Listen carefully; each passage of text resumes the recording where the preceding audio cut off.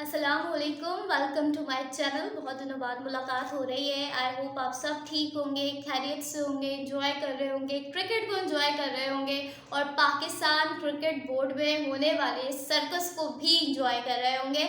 तो काफ़ी कुछ है आज बात करने के लिए। सलमान बट के साथ जो कल हुआ, फिर उसके बाद जो आज फैसला लिया गया, फिर जो बातें वहाब रियाज ने कही और जो मजाक बनवाया हुआ है पाकिस्तान क्रिकेट बोर्ड ने पूरी दुनिया में पाकिस्तान का, तो ये इसके बारे में बहुत कुछ है बात करने के लिए। इसके बारे में बात करेंगे क्या वहाब रियाज और जो भी सिलेक्शन कमेटी बनी है या जो हमारे टीम डायरेक्टर हैं, क्या इनके बाद जो जब ये आए हैं उसके बाद कुछ ऐसे फैसले होने वाले, कुछ ऐसे डिसीजंस होने वाले हैं जो फैंस नाराज़ हो सकते हैं उन डिसीजंस पर। क्या कुछ ऐसे खिलाड़ियों की वापसी होने वाली है जिससे फैंस के कुछ चहीते, कुछ फेवरेट खिलाड़ी जो है वो टीम से दूर जाने वाले, ये भी आपके साथ डिस्कस करेंगे। इसके अलावा पाकिस्तान सुपर लीग का मेला कंप्लीटली सज चुका है और आज बहुत बड़ी ट्रेड हुई है between Islamabad United and my favourite team Quetta gladiators.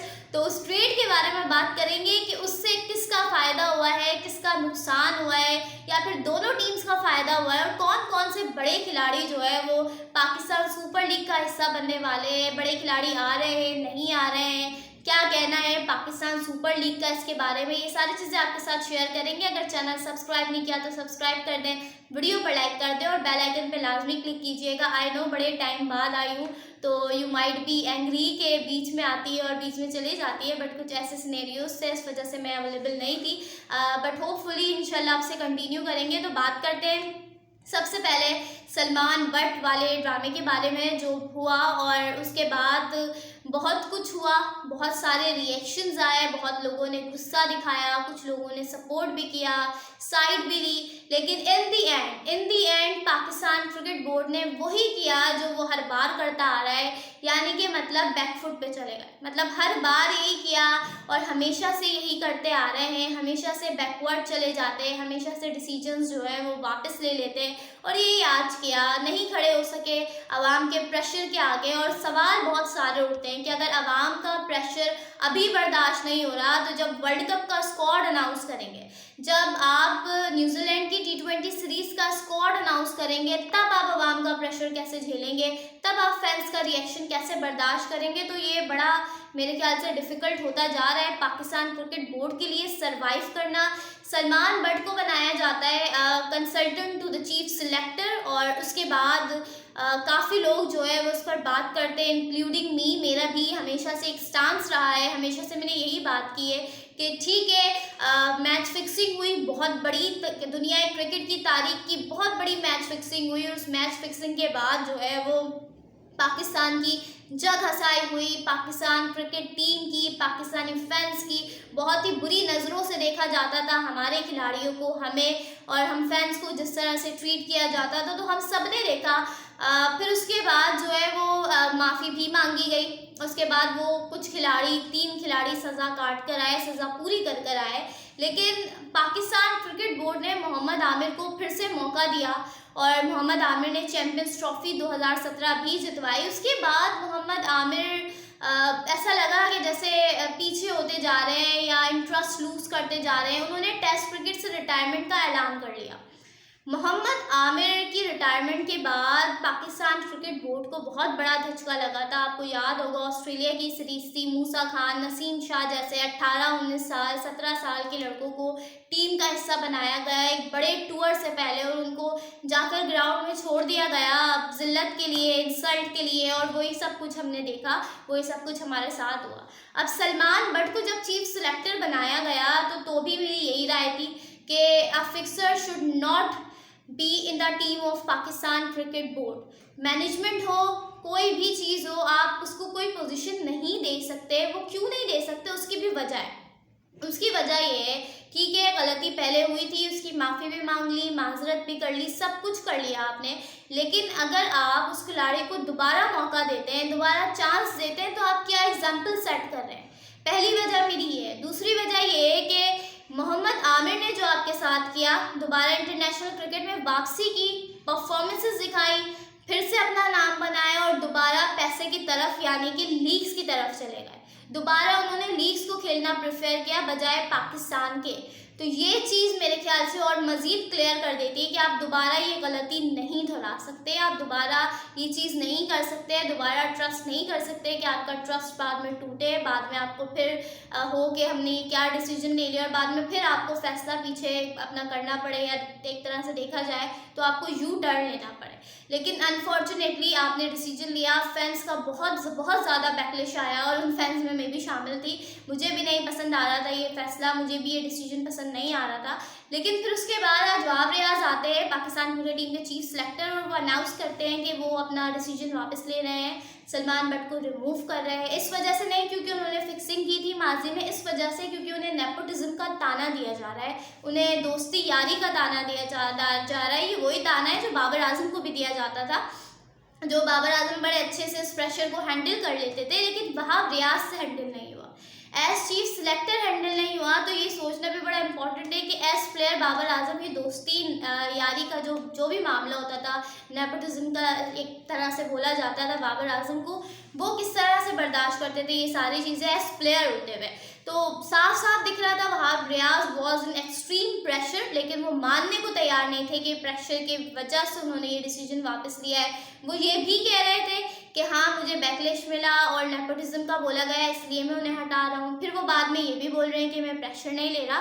तो वही आए बाएँ शाये वाली कहानी वहाब रियाज प्रेस कॉन्फ्रेंस में करके चले गए और हमें सबको पता चला कि असद शफी जो कि पाकिस्तान के मौजूदा क्रिकेटर हैं, उन्हें उनकी जगह शामिल किया गया है सलमान बट की जगह। तो मुझे ये समझ नहीं आता कि सलमान बट वाले मामले पर अगर आपने डिसीजन ले ही लिया था, अगर हम फैंस शोर कर रहे थे, हम कुछ भी कर रहे थे, ये आपका मसला नहीं था, आपको उस डिसीजन पर खड़े होना चाहिए था। जब आप डिसीजन ले लेते हैं तो फिर आपको उस डिसीजन को एटलीस्ट बैक करना चाहिए कुछ टाइम तक। लेकिन आपने मेरे ख्याल से 24 घंटे भी उस डिसीजन पर अपनी राय, उस डिसीजन को डिफेंड नहीं किया, उस डिसीजन पर खड़े नहीं हो पाया। आपने 24 घंटे के अंदर ही सलमान बट को रिमूव कर दिया। तो ये चीज़ बताती है कि पाकिस्तान क्रिकेट बोर्ड में इस वक्त किस किस्म के हालात हैं। खैर ये हालात चलते रहेंगे, आप लोग भी कमेंट करके बताइएगा कि सलमान बट को हटाने का और फिर इससे पहले अपॉइंट करने का और फिर उसके बाद हटाने का फैसला पीसीबी का कैसा था, आप इससे क्या राय रखते हैं। इसके बाद बात करते हैं हम पाकिस्तान सुपर लीग के बारे में। तो बहुत बड़ी ट्रेड हुई है और ये ट्रेड हुई है नसीम शाह की। नसीम शाह कोयटा से नहीं खेलना चाहते थे, रीज़न हम सबको पता है, कोयटा हर बार जो है वो सेकंड लास्ट पे ही आ रही है और हम बड़ा उदास होकर हर बार कहते हैं। मैं कहती हूँ कि मैं अब कोयटा को सपोर्ट नहीं करूँगी, लेकिन फिर क्या कहें कि दिल के हाथों मजबूर है और फिर वापस कोयटा की तरफ ही जाना पड़ता है। तो नसीम शाह चले गए इस्लामाबाद यूनाइटेड में और इस्लामाबाद यूनाइटेड से भी कोई ऐसे वैसे प्लेयर्स नहीं, बड़े अच्छे प्लेयर्स अबरार अहमद और वसीम जूनियर कोयटा का पार्ट बने। तो बड़ा अच्छा, बहुत अच्छी ट्रेड रही है ये एक तरह से देखा जाए। और ये ट्रेड सिर्फ और सिर्फ फ्रेंचाइजेस के लिए अच्छी नहीं है, ट्रेड एक प्लेयर के लिए बड़ी अच्छी है, वो है अबरार अहमद। अबरार अहमद टेस्ट क्रिकेट तो खेलते हैं, लेकिन अगर हम बात की जाए T20 क्रिकेट की तो उस तरह से मौका ही नहीं मिला उन्हें कभी भी खेलने का। तो बड़ा मेरे ख्याल से अच्छा होगा, कोयटा अबरार को खिलाएगा, फुल रन देगा, बेंच पे तो एटलीस्ट नहीं बिठाएगा। तो हमें अबरार के स्किल्स के बारे में T20 क्रिकेट पता चलेगा कि वो किस लेवल का बॉलर है, बिकॉज वी ऑल नो कि T20 वर्ल्ड कप आ रहा है, पाकिस्तान को यकीनन अबरार की ज़रूरत पड़ सकती है। तो बड़ा अच्छा होगा ये फैसला। प्लेयर्स भी काफ़ी सुनने में आ रहे हैं कि बड़े नाम आएंगे, लेकिन अक्सर ऐसा ही होता है कि इतने बड़े नाम नहीं आ पाते हैं जितना हम सोच रहे होते हैं, या जितने बड़े नाम IPL जैसी लीग में खेल रहे होते हैं। वी ऑल नो कि उतना ज़्यादा पैसा हम ऑफर नहीं कर सकते, लेकिन एटलीस्ट कंपटीशन बड़ा कमाल का होता है। तो आई विश के बड़े प्लेयर्स पार्ट बने। पाकिस्तान सुपर लीग का वार्नर का नाम आ रहा था, बोल्ट का नाम आ रहा था, मिलर इस बार अवेलेबल नहीं है।